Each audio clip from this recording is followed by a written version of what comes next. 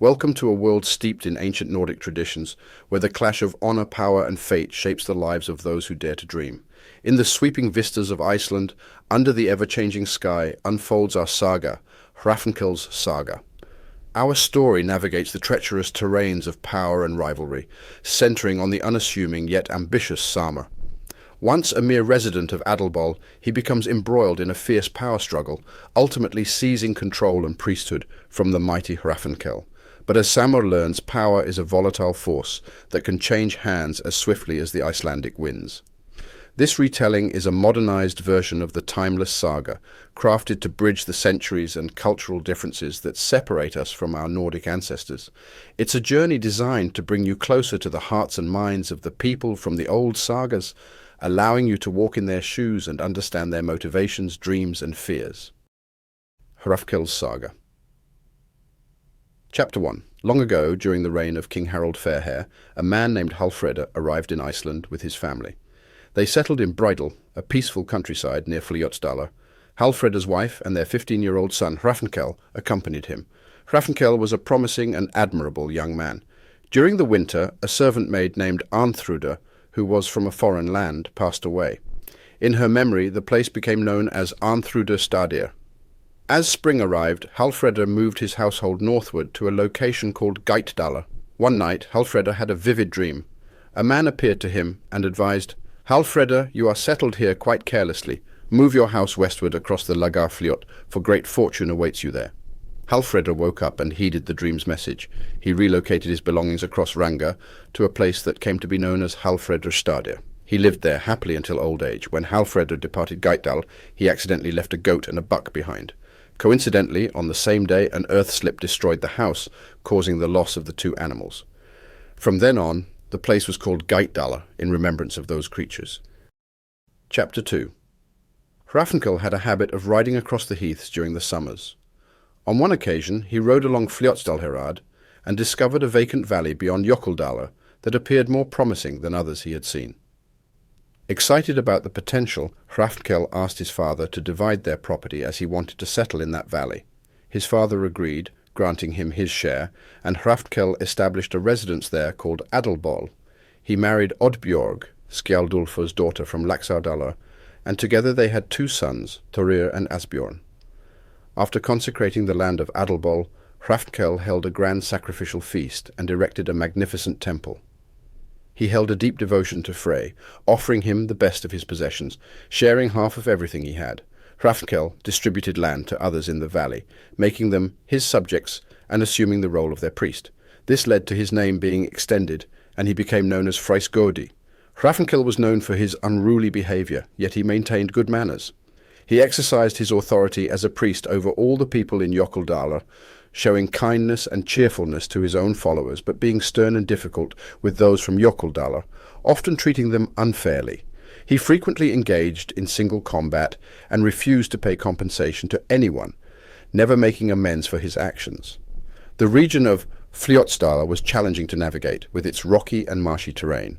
Nevertheless, Hrafnkell and his father made a point to visit each other regularly, despite the difficult journey. Hallfredr, recognizing the inconvenience of the usual route, sought out a new road above the fells in Fljótsdalr. This alternative path, known as Hallfredr's Gate, was drier but longer, and it is now only used by those familiar with the area. Chapter 3. In Hrafnkelsdalr there lived a man named Bjarni at a place called Langarhus.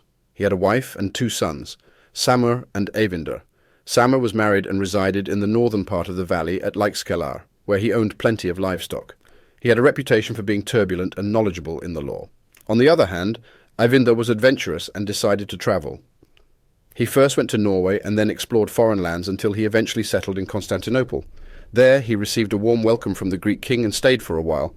Among Hrafnkell's possessions there was one that he cherished above all others, a roan-coloured horse named Freymane. He shared half of this horse with his friend Frey. Hrafnkell's love for the horse was so intense that he made a solemn vow to kill anyone who rode it without his permission. Chapter 4. There was a man named Thorbjorn who lived in Hrafnkelsdalr at a place called Holl, just across the valley from Adelbol on the eastern side. Thorbjorn didn't have much wealth, but he had many dependents to support. His oldest son, Einar, was a tall and well-mannered man. One spring Thorbjorn told Einar that he should find a place of his own. He explained that he already had enough hands to help with the work, but Einar, being capable and skilled, could easily secure a position elsewhere. Thorbjorn assured Einar that it wasn't because he didn't love him or find him useful, but rather because of their limited resources and poverty. Thorbjorn wanted his other children to grow up as labourers, but he believed Einar had better prospects and opportunities. Einar responded, "You've told me this too late. All the good positions and opportunities are already taken, and I don't want to settle for the worst options available." Now Einar mounted his horse and rode to Adelbol, where Hrafnkell welcomed him warmly. Einar expressed his interest in working for Hrafnkell, who replied, "Why are you asking so late? Otherwise I would have hired you before anyone else. Right now I have filled all my positions, except for one task that you may not be willing to undertake." Curious, Einar inquired about the task. Hrafnkell explained that he needed someone to take care of his sheep and was in great need of assistance. Einar assured him that he didn't mind the nature of the work and was open to any task, proposing a deal for room and board as compensation. Hrafnkell quickly agreed, saying, "Here's the deal. You'll be responsible for tending to 15 ewes at the mountain dairy and gathering and carrying bundles of wood for fuel. You'll work for me for 2 half years on these terms. However, there's one important thing I must make clear, just like with all my shepherds. Frymane, the horse, grazes in the valley with his mares. You'll be in charge of him during both winter and summer. But let me warn you, under no circumstances should you ever ride him. I have a solemn vow to kill anyone who dares to ride him. There are 12 other mares in the herd, and you can choose any of them whenever you need a horse. Follow my instructions, and remember the old saying, those who warn can't be blamed. Now you understand what I've said." Einar assured Hrafnkel that he had no desire to ride a forbidden horse, especially when other horses were available to him. Chapter 5. Einar went home to get his clothes and then headed to Adelbol. The milking stock was taken to the mountain dairy at Gudjotagsel in Hrafnkelsdalr. Things went well for Einar during the summer, with no missing sheep until midsummer. However, one night nearly 30 of them went astray. Einar searched everywhere for the missing sheep, but couldn't find them for almost a week. Then one morning the fog cleared, and the drizzle stopped. Einar decided to take a staff, a bridle, and a riding rug and set out. He passed by Gudjotagsel near the dairy and found all the sheep lying on the shingly flats by the river. He drove them back towards the dairy and continued searching for the missing ones. Einar noticed the stud horses further away and thought of riding one of them to cover more ground quickly. He had to chase after the horses, which were usually not shy except for Frymane. But this time even Frymane was calm and still. Seeing that time was passing, Einar decided to ride the horse, thinking that Hrafnkel would never know. So he put the bridle on Frymane and the riding rug on his back, and they rode up past Gjotta and further towards the glaciers, then down along the river to Reykir's dairy. Einar asked the shepherds at different dairies if they had seen the missing sheep, but no one had. He rode Frymane from dawn until mid-afternoon, and the horse carried him swiftly because it was the best. Einar realized it was time to return the sheep that were still safe at the dairy, even though he couldn't find the others. He rode eastward over the mountain necks into Hrafnkelsdalr. As he descended near Gjotiga, he heard sheep bleating along the river gorge, the same place he had passed earlier. He turned and saw 30 ewes running towards him, the ones missing for a whole week. He drove them along with their rest back to the dairy. Frymane was foaming with sweat, covered in mire, and exhausted. He rolled 12 times, let out a mighty neigh, and galloped down the valley. Einar tried to catch him and bring him back to the other horses, but Frymane was too elusive. The horse ran all the way home to Adelbol without stopping. Hrafnkel was sitting at the table when he heard the loud neighing. He asked a maid to go and see what was happening. Suspecting it might be Frymane, the maid went outside and saw the horse in a pitiful state. She told Hrafnkel about it, and he went out to see for himself. Hrafnkel expressed concern for Frymane, and acknowledged that the horse had come to let him know something was wrong. He promised to seek revenge for whatever had happened. Hrafnkel allowed Frymane to return to the other horses, and the horse walked back up the valley to rejoin the stud. Chapter 6.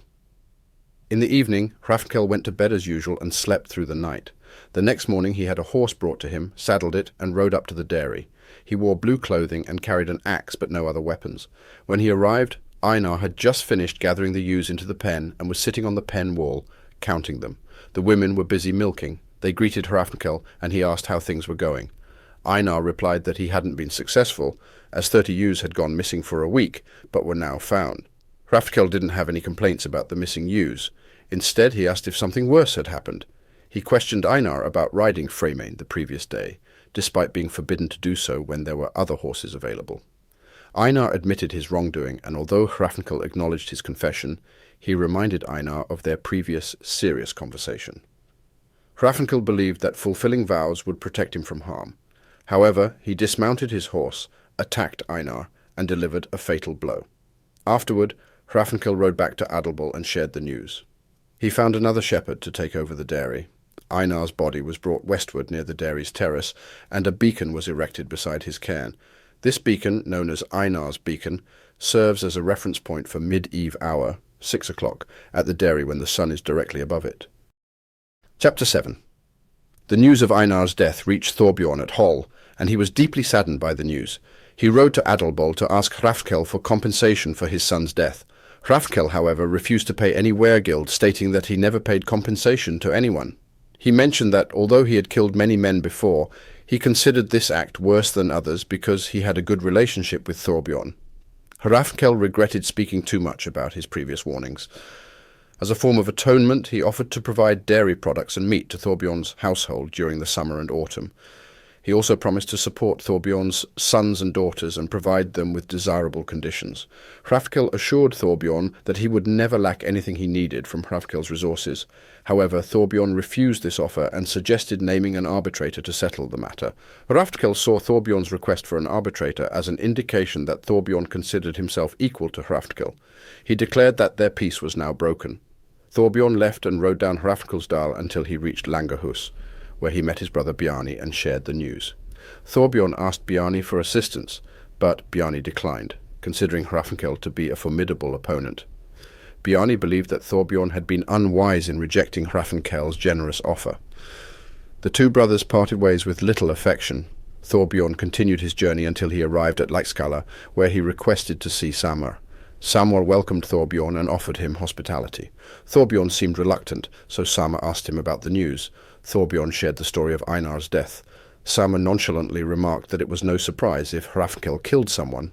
Thorbjorn asked if Sámr would assist him, explaining that while the act was not malicious, he sought justice. Sámr inquired if Thorbjorn had tried to resolve the matter with Hrafnkell, and Thorbjorn recounted their conversation honestly. Sámr acknowledged that Hrafnkell's offers were unusual, and suggested visiting him together with a humble attitude to see if Hrafnkell would uphold his promises.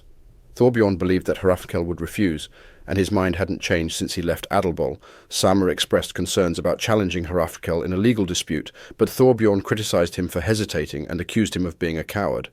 Thorbjorn believed that Sámr's reputation as a knowledgeable man in law would suffer. Sámr asked Thorbjorn what he would gain even if they pursued the case and were both defeated.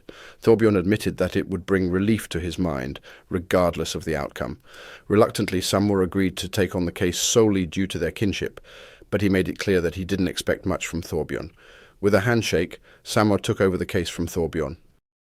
Chapter 8. Sámr gathered men and declared Hrafnkell's manslaughter, preparing for a blood feud against him. Hrafnkell found it amusing that Sámr had taken up this lawsuit against him. The winter and the following summer passed without any significant developments.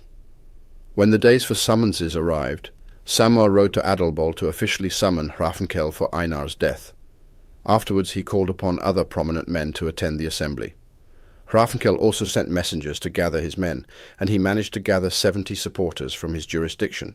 With this group he rode through Fljótsdalshérad, crossed the water, and continued towards Skriðudalur, Oxarheidi, Berufjordur, and the straight road to Sida, which led to the Þingvellir assembly site.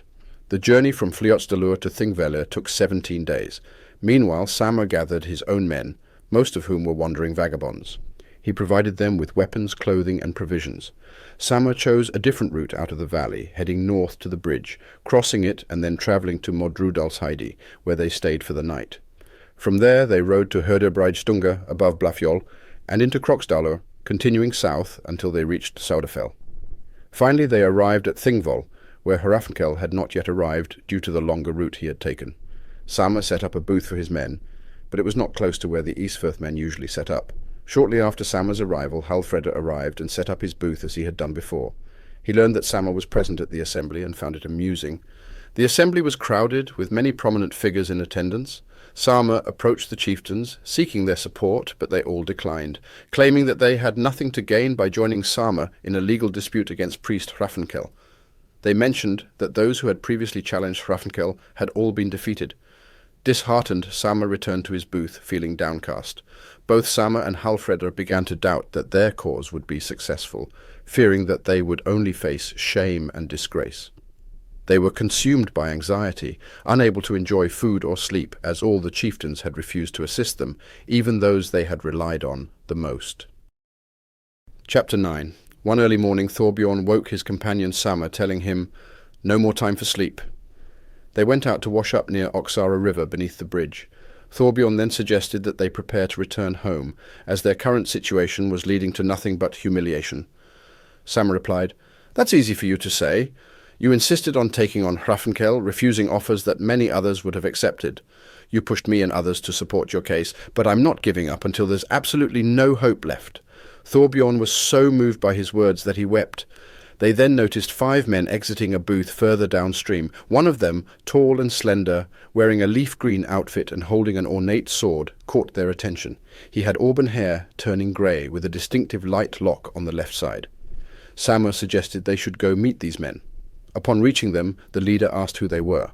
After introductions, Sámr inquired about the man's name. He revealed himself as Thorkell, son of Thjostar, originally from the West Firths.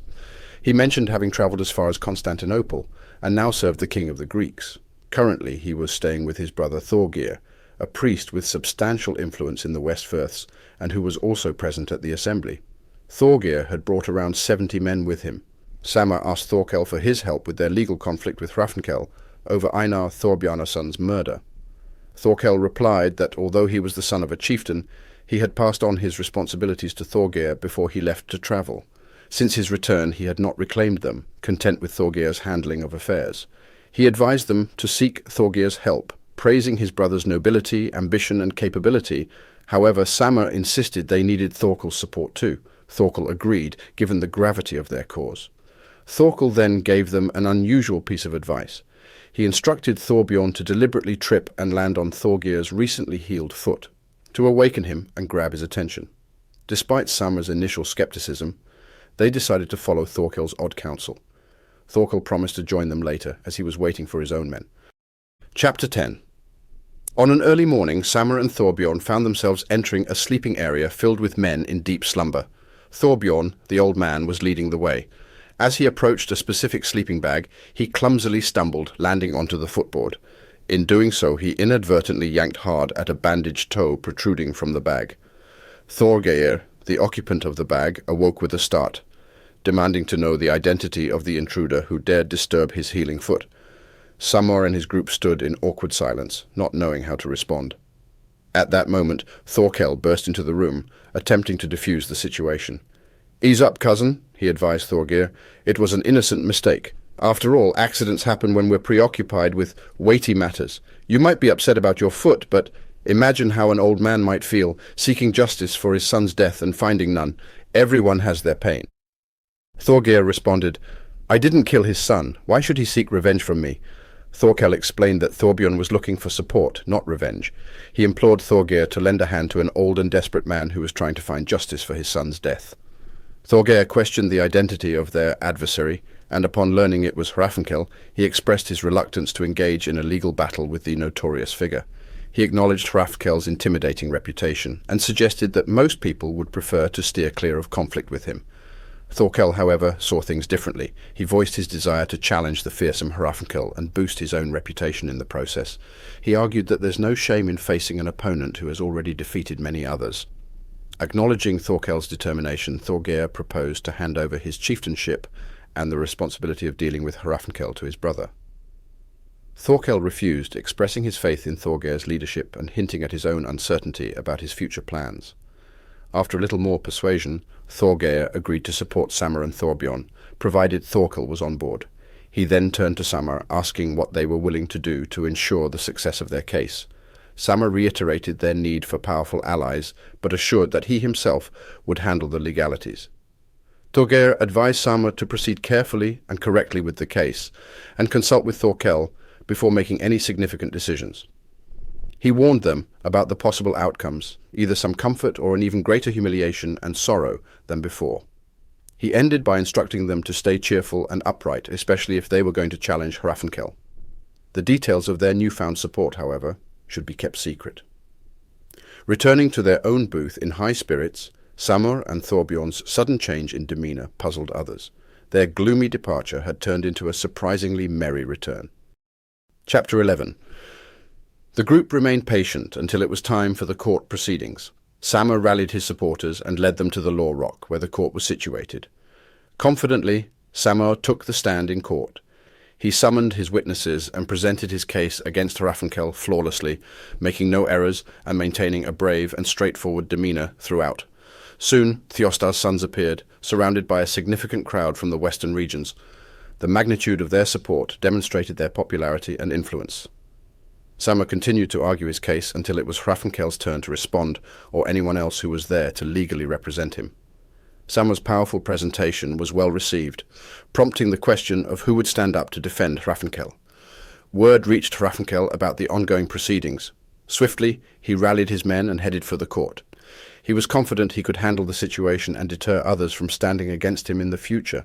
However, his plans were thwarted. The area was so crowded that he couldn't get anywhere near the court, let alone interrupt the proceedings. Consequently, he was left without the opportunity to provide a legal defense. Meanwhile, Sámr continued to prosecute until Hrafnkel was declared a full outlaw, right there at the assembly. Feeling humiliated, Hrafnkel retreated to his booth and promptly departed the assembly on horseback. He was deeply upset with the outcome, having never faced such a defeat before. He rode back to his home in Hrafnkelsdalr, acting as though nothing significant had occurred. Back at the assembly, Sámr remained, striding around triumphantly. Many attendees felt a sense of satisfaction with the outcome, believing it was about time that Hrafnkel experienced some repercussions for his past actions. Chapter 12. Sámr stuck around until the assembly concluded and the attendees prepared to head home. He expressed his gratitude to the brothers for their support. Thorgeir, with a chuckle, asked Sámr how he felt about the events that had unfolded. Sámr expressed his satisfaction, to which Thorgeir asked, "Do you think you're better off now than you were before?" Sámr replied, "I think Hrafnkel has been truly humiliated, and this will be remembered for a long time. To me, that's worth a great deal." Thorgeir countered, "Hrafnkel isn't technically an outlaw yet. The eviction notice has to be served at his home within a fortnight after everyone leaves the assembly. I reckon Hrafnkel's already home, probably taken control of your territory, and is planning to stay at Adelbol. I imagine you're planning to head home and reclaim your property if you can. You probably think you've accomplished a lot by declaring him an outlaw, but I suspect he'll continue to intimidate people like he always has, except now you'll be in an even more vulnerable position." Sámr responded defiantly, "I don't care about that." "You're a brave man," Thorgeir commended. "I believe my cousin Thorkell isn't going to abandon you. He's decided to stick with you until your dispute with Hrafnkel is resolved, and you can live peacefully at home. You must think we owe you our support, since we were heavily involved in your business. We'll accompany you back to the Eastfirths this one time, but do you know of any less-travelled roads that lead there?" Sámr replied that he would return the same way he had come from the east, and expressed his appreciation for their offer. Chapter 13. Thorgeir rounded up 40 of his most reliable men to accompany him, matching Sámr's entourage. All of them were well equipped with weapons and horses. They journeyed together, arriving in Jökuldalr early one morning, just as dawn was breaking. That morning was the time to execute the eviction notice. Thorgeir asked Sámr how they could approach Hrafnkel's house unnoticed. Sámr suggested a path up the mountainside, which he said would lead them to the back of the property, Adelbol. Following this path, they dismounted and divided their group. 20 stayed behind to watch the horses, while the other 60 prepared to storm the house, expecting that most of the occupants would still be sleeping. This quick assault took everyone inside by surprise. Hrafnkel and his men were rounded up and restrained, while the women and children were herded into a single room. Hrafnkel attempted to negotiate, offering to spare his men, stating they'd done nothing to warrant punishment. He asked only that his own death be swift and without additional humiliation. Thorkell retorted, "We've heard how you've resisted your enemies in the past. It's only fitting you experience a taste of your own medicine now." They incapacitated Hrafnkel and his men further by cutting their Achilles tendons and then strung them up to the clothesline with ropes. Thorgeir then mocked Hrafnkel, expressing his satisfaction that Hrafnkel was finally experiencing the humiliation he deserved. They then left Thorkell to watch over the captives while Thorgeir and Sámr carried out the eviction notice.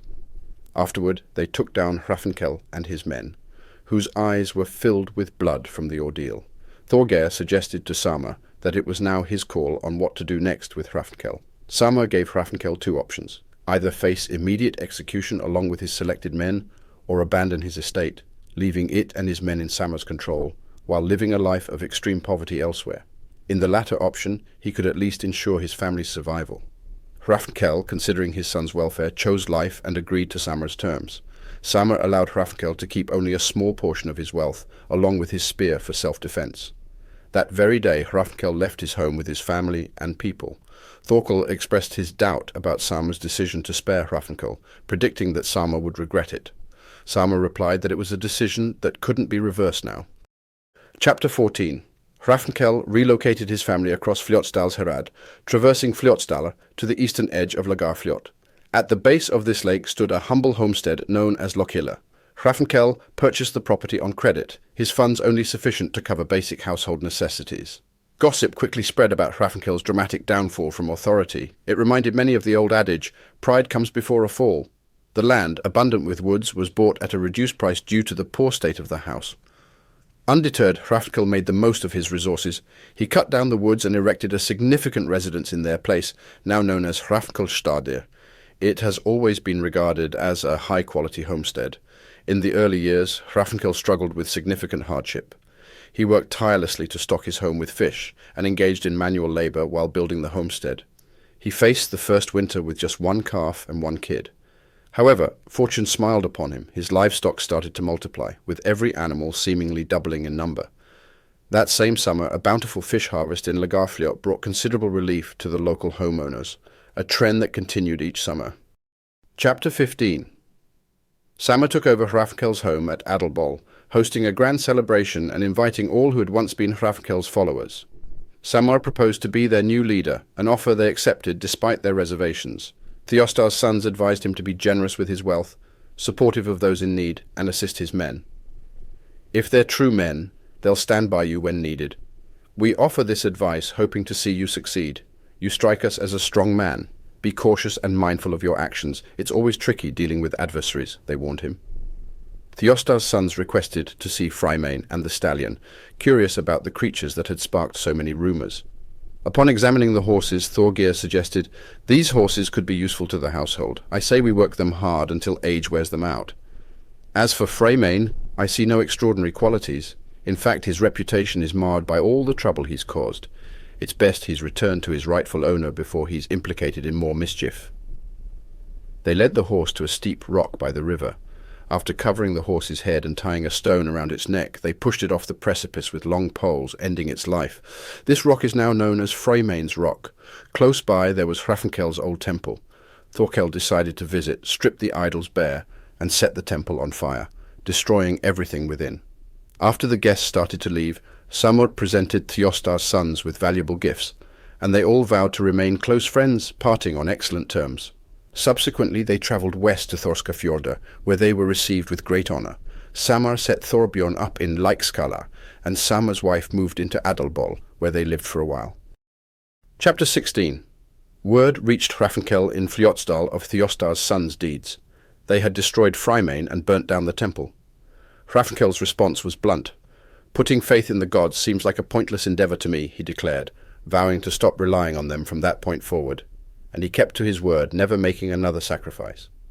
Now, Hrafnkell continued his life at Hrafnkellstadir. Steadily amassing wealth, he gained a significant amount of respect within the community, and everyone was free to do as they pleased. During this period, numerous ships sailed from Norway to Iceland, with settlers staking their claims rapidly throughout Hrafnkell's time. Anyone wishing to settle in Hrafnkell's region needed his permission, and in return for their allegiance he offered protection.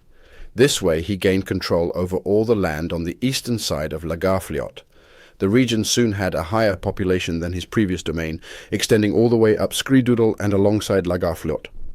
Hrafnkell himself seemed to have changed. He was more well-liked than before, and while he maintained his diligent farming practices and lordly ways, he was generally much softer and humbler. Despite often attending the same public events, Hrafnkell and Sámr never discussed their past disputes. 6 years passed this way. Sámr too was popular among his followers. He was calm, approachable, and always remembered the advice given by Thjostar's sons. Notably, he exhibited an impressive display of wealth in his attire and possessions.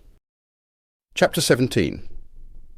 The word around town was that a certain ship had sailed into Reyðarfjörður, commanded by Eyvind Bjarnason, who'd been abroad for 7 straight winters. Eyvind had refined his manners considerably during his time away, evolving into a truly spirited individual. When he heard of the events that had transpired in his absence, he played it cool, showing little reaction since he was typically a low-profile kind of guy. Sámr, hearing of Eyvind's return, hurried to meet him at the ship. The reunion between the brothers was heartfelt. Sámr invited Eyvind to his place up west, which Eyvind accepted. He asked Sámr to head home first and send him horses to transport his belongings. He secured his ship ashore, ensuring it was safe. Sámr did as requested, sending down horses to assist Eyvind. Once Eyvind had his stuff ready to go, he set off towards Hrafnkelsdalr, taking the route up along Reyðarfjörður. 5 people were part of the entourage, including an Icelander whom Eyvind had rescued from poverty.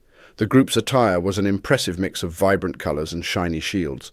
Eyvind's act of kindness was the talk of the town, with people saying that few could rival his character. They journeyed up Thorsdalsheidi, leading 16 packed horses. They crossed Skriðudalr and Fljótsdalr and proceeded towards Gilsa, eventually making their way up Lagarfljót. By mid-morning, they reached a spot near Hrafnkelstadir. A woman by the riverside noticed the travellers. In a hurry, she gathered her washing and rushed home, leaving her laundry by a stack of wood. Hrafnkell was still in bed at the time. His close associates were lounging in the hall, while the workers had already started their daily tasks. The woman hurriedly said, as the saying goes, "Courage tends to fade as we age." It's shocking when a once brave man can't muster the courage to defend his honour. Eyvind Bjarnason just crossed the river, shining shield in hand, and he seems like the perfect candidate for revenge. Hrafnkel got up, responding to her. "You may be right, though I doubt your intentions are noble. However, you seem eager to act, so run south to Vidivella and fetch Sigvartr and Snorri, the sons of Halstein. Tell them to bring all the able-bodied men they can find." He sent another servant to Hrolfstadir to summon Thorda and Halli, Hrolf's sons, along with any strong men available there. Once everyone was assembled, they were 18 in total, all geared up and ready to cross the river, where the others had previously done so. Chapter 18. Eyvind and his companions were making their way across the heath, navigating through a boggy mire at a spot known as Bessagotur. The horses waded through the marsh, sometimes knee-deep, sometimes belly-deep. On the other side of this marsh, they reached a large lava field. A young man in the group looked back and noticed a group of 18 riders approaching. He mentioned to Eyvind that the leader, dressed in blue, resembled Hrafnkel. Eyvind responded dismissively, saying, "So what? I've done nothing to incite Hrafnkel's anger. He probably has some business in the next valley." But the youth insisted, suggesting Eyvind head west for safety. He reasoned that Hrafnkel would likely leave the rest of them alone if he couldn't find Eyvind. Unconvinced, Eyvind insisted on continuing their journey, unwilling to flee without knowing the exact intentions of the approaching men. They ventured on, crossing another challenging marsh known as Oxemere. Progress was slow due to the boggy conditions. By the time Eyvind and his men had traversed the marsh, they saw Hrafnkel and his sons approaching. The men urged Eyvind to make a break for it, as the marshy land was still between them and Hrafnkel. Eyvind, still steadfast, replied, "I won't run from a man I've done no harm to." They continued until they reached a windswept hill, where they stopped and prepared for a possible confrontation. Without uttering a word, Hrafnkel launched an attack on Eyvind and his men. Eyvind held his ground, but his companion, unprepared for a fight, escaped on horseback to alert Sámr of the situation. Sámr quickly rounded up 20 men, well armed, and headed for the scene of the skirmish. Upon reaching the site, Sámr found Eyvind and his men fallen, while Hrafnkel and his group retreated eastward. After confirming that his brother and their companions had perished, Sámr and his men pursued Hrafnkel. "We might be able to catch them," Sámr commented, "since our horses are fresh, but it's going to be tight if they cross the heath first." As they neared the top of the heath, Sámr saw Hrafnkel had already made considerable progress down the slopes. Understanding that Hrafnkel could easily evade capture, he said, "We should turn back. Hrafnkel will have plenty of allies in this region." Returning to where Eyvind had fallen, Sámr and his men set about creating a burial mound for Eyvind and his fallen companions. The hill, mountains and valley in the area are still known by Eyvind's name to this day. Chapter 19. Sámr returned to his home in Adelbol, bringing with him all the belongings. Upon arrival, he summoned his followers, instructing them to gather by 9 a.m. the following morning, intending to journey eastward. Sámr remarked, "Now let the journey take its own course." That evening, a large crowd gathered at Sámr's home, while he retired to bed. Meanwhile, Hrafnkel returned to his home, shared the events that transpired, and assembled a force of 70 men.